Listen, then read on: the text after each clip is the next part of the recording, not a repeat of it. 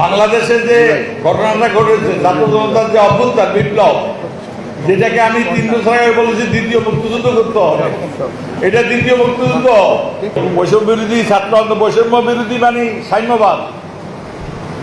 কথা ছিল স্বাধীন দেশে বৈষম্য থাকবে না, কিন্তু সেই দেশে কি অবস্থা। এবার কোটা, সরকারি চাকরিতে যারা কোটা পাবেন, এটার জন্য দাবি করে আন্দোলন করতে গিয়ে এই সরকারকে পালাই দিতে বাধ্য হয়ে জনগণের অধিকার ক্ষমতা কর্তৃত্ব ফেরত দিতে হবে। পার্টিসিপেটরি ডেমোক্রেসি যদি না করেন, অংশীদারিত্ব যদি না করেন, আবার কিন্তু ছাত্র জনতার অভ্যুত্থান হবে। আমি বলে দিচ্ছি, আবার কিন্তু ছাত্র জনতা সরকার না করে দলীয় শাসন কায়েম করতে চান বাংলাদেশে, আবার কিন্তু সরকার জনতার ছাত্র জনতার অভ্যুত্থান হবে। সরকার ছাড়া যদি নির্বাচন করা হয়, কোন দলীয় সরকার জনগণের অধিকার দিতে চাইবে না। যার তো পার্টিসিপেটরি ডেমোক্রেসি হবে না, সংস্কার হবে না, আবার দলীয় শাসন কায়েম হবে। তাহলে বাংলাদেশের সন্তান আবার কিন্তু অভ্যুত্থান করবে, বিপ্লব করবে।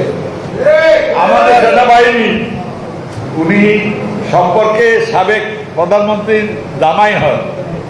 উনি 4 তারিখে চীন থেকে আসার পরে 2 দিন পর্যন্ত চেষ্টা করেছেন উদ্বোধন আন্দোলন, তুমি সাপোর্ট করলে আমি থাকবো। বলছে না, আমি আমার দুনিয়ার অভিজাতের সাথে কথা না বলে আমি পারবো না। উনি কমান্ডে ডেকেছিলেন এয়ারপোর্ট নৌবাহিনী। সবাই বলেছে আমরা আমাদের জনগণের উপর গুলি চালাতে পারবো না। বাধ্য হয়ে ওনাকে বিদায় নিতে হয়েছে, বার্গেনিং করেছে এই বিদায় নেওয়া পুরো মুহূর্ত অপেক্ষা পর্যন্ত। যাই হোক, আজকে একটা কথাই বলবো, সাহসের কোনো বিকল্প নাই। আমি বলেছিলাম পালাবার পথ পাবেন না, উনি উত্তর দিয়েছেন পালায় না। এখন কে পালাইছে? আমি পালাইছি না উনি পালাইছে? আমি পালাইছি না উনি পালাইছে? এমন কপাল। আমি বলেছিলাম সৃষ্টিকর্তা, তুমি যদি মানুষের জন্য আমাকে সৃষ্টি করতে পারো, তাহলে এই স্বৈরাচারী ফ্যাসিবাদী সরকারের পতন হওয়ার আগে আমার মৃত্যু করো না। আল্লাহ তাআলা বা সৃষ্টিকর্তা যেটাই বলেন, ভগবান বলেন, যীশু খ্রিস্ট বলেন, যেটাই বলেন, উনি বলেছে সম্ভবত যে যান কবজ করে তারা বলছে হাসিনার বিদায় হওয়ার আগে রব সাহেবের যান কবজ করো না, কবুল করেছে।